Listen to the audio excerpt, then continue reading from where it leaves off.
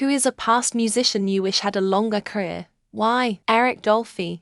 He was a brilliant jazz musician, both as a player and a band leader. He died tragically young when he went into a diabetic coma while on tour in Europe. Knowing he was a jazz musician, the racist dickheads at the hospital he was taken to said he was just on heroin and should just sleep it off, leaving him to die. He played with many jazz innovators, and I think he would have redefined jazz fusion as we understand it. Even if he didn't do much in the genre, he most likely would have been involved with Miles' explorations and shaped them. Just a senseless, tragic loss. Bob Brosman. There was some controversy about whether he did some kiddie fiddling, but it never went to court, so I don't know. If he did the thing, then no. But if he didn't do the thing, then it was a very sad story. These days it doesn't really matter if you did it. As soon as someone says you did it, you're painted for the rest of your life. I don't know if he was escaping what he did, or what would come even though he didn't do it. His music was amazing though. I bought one of his DVDs, and whilst it may have just been his on-screen manner, he seemed like a really nice guy.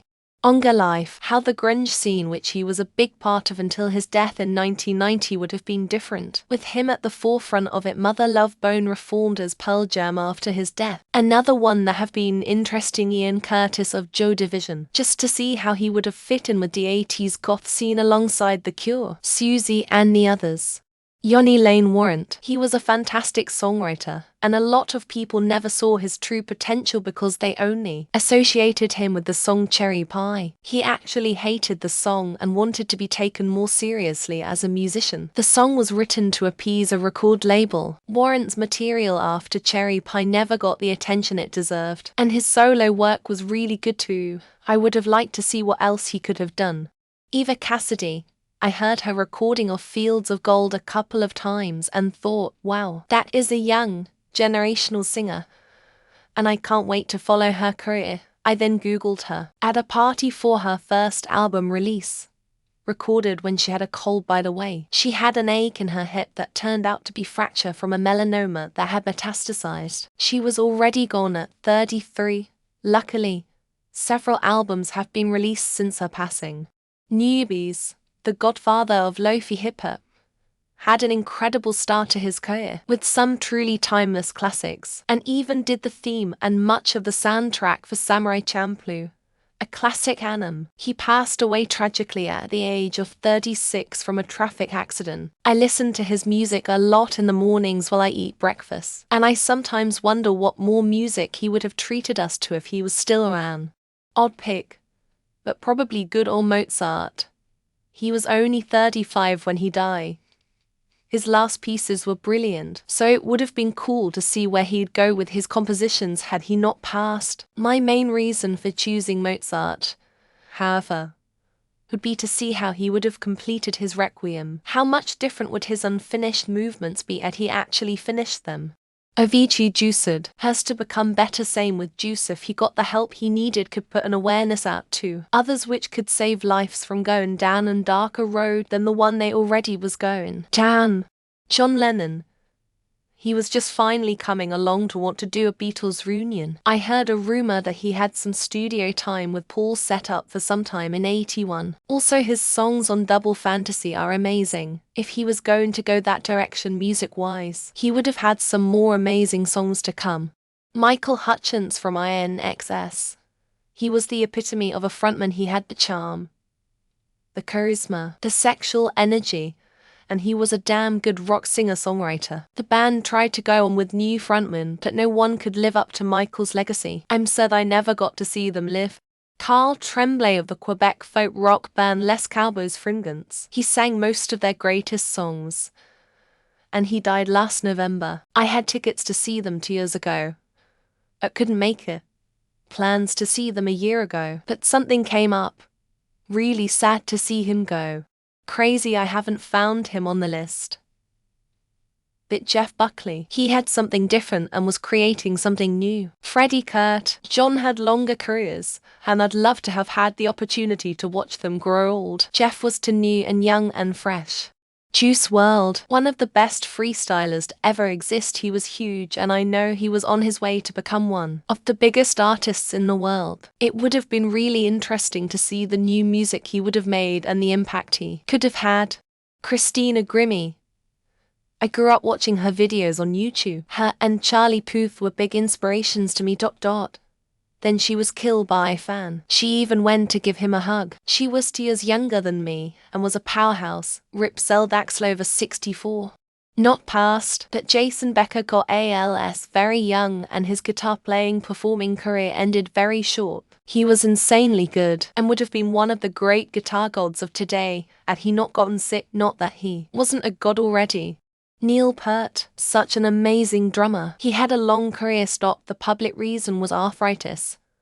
And a few years early 2020, I think. Later passed from brain cancer. Another Rush album with Neil's lyrics would have been amazing. Bob Marley is the one I wish had a longer career. Croce, Mozart, Jimmy Winehouse, Bradley Nowell, Buddy Holly. This list gets long quickly, but hey, such is the fleeting existence in which these brilliant artists contributed. I know everyone here is too young for this, including me actually, since he died before I was born. But Jim Croce, he was such a phenomenal songwriter and sounded way wiser than his 30 years when he died in a plane crash. Extentation, really digged his style and definitely had nice potential as an artist despite his personal life. I'm not too sure why I miss X's when any other celebrity has passed away. I haven't really felt anything. Michael Hutchence, he had such a beautiful voice and incredible presence. He made a great impact in his 37 years, and I'm certain he could have continued to be an incredible performer with INXS and beyond had he lived. Linda Ronstadt, the clearest, most beautiful voice. She is thankfully still with us, but due to a degenerative health disease she lost the ability to sing in 2011. Devastating that we'll never hear her perform again. Nick Drake. His lyrics were haunting, and his guitar style is very unique and interesting. I wish there was more of him to hear, but maybe his early death is what helps preserve the magic of his few albums. For me, it's Prince. He had passed by the time I really got into music and someone that I've really grown to appreciate as I get older. Top 3 for shows I wish I could see live with The Doors and Zeppelin. Avicii. What he was able to do as a producer and songwriter was incredible. His short career was able to have such an impact. I can't even imagine what he could have done if he was still alive making music. Shannon Hoon from Blind Melon. Dude could sing and he was a pretty decent songwriter. That Blind Melon lived with good. I would have liked to have seen what he did as he aged through fatherhood. Randy Rhoads, lead guitarist and writing collaborator on Ozzy's first 2 solo albums. Most of those riffs, you know, Crazy Train, Mr. Crowley, etc. are Randy. No telling how that would have matured. Clifford Brown. He was one of the greatest jazz trumpeters in history. He kept away from booze and drugs, but died in a car crash when he was only 25. Eva Cassidy. She got virtually no recognition while she was alive, and she died of cancer at age 33. She had one of the most extraordinary voices I've ever heard, and I wish she'd had more time. I wish Chris Cornell was still around. I mean, I know he was around for a while, and maybe he ran his course creatively, but the dude got me through my teen years, and it's a sad way to go out. Kurt Cobain. I really would have loved to watch Nirvana grow and get more sophisticated over time. Dave Grohl has proven to be a great songwriter, and Nirvana would have gotten better IMO. Jimi Hendrix, Otis Redding, Randy Rhoads, Felix Pappalardi, Patrice O'Neill, Phil Hartman. Yeah, the last 2 are comedians, but whatever. Why not? I forgot Keith Moon. Freddie Mercury. I was born in 1999, so I never saw a concert of his. And I love Queen music. I saw some videos of him warming up and the audience copying him. That's pure music goals, no. Gil Scott-Heron. He had a relatively long career, and I was always hoping he'd be able to turn his life around towards the end, but never managed to. Would have been nice to see. Pawns. the guy who did Electric Love, dropped a banger of a pop album and was accused of having a sex cult and got cancelled. Don't approve of sex cults, but I loved his debut. Scott Hutchison. Look up Frightened Rabbit if you aren't familiar. And Tiny Changes if you're looking for a truly great charitable organization. A band called Hers, they tragically died in 2018 in a car crash on the way BSCK from their show. Very good music and instrumentals. They were truly something special. Franz Schubert, Chuck Schuldiner, Felix Mendelssohn Bartholdy, and Sean Reinert. All of them had such great minds that were peaking until taken too soon from us. Christina Grimmie.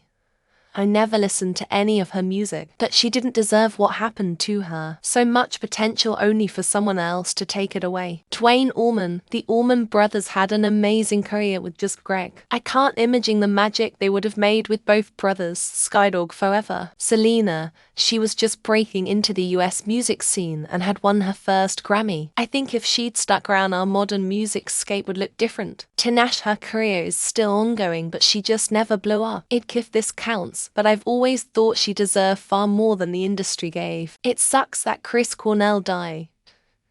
He left behind a fucking library. I would be interested to hear what Lane Staley from AIC had left in the tank. Freddie Mercury for sure. I don't care how old he'd be now. If he was around, I'd 100 go to a Queen concert if they had any reunion tours with him. John Bonham. Consequently, Led Zeppelin would probably last longer. Bon Scott. Loved his foes. The whole 27 Club. And of course Lane Staley. Not a single musician, but rather the duo Hers 27s. I'm sorry in advance because that's a tough read. Queen's Freddie Mercy. Thanks to the movie, I found out his foes saturated childhood so many good and sad memories. Thank you, Queen.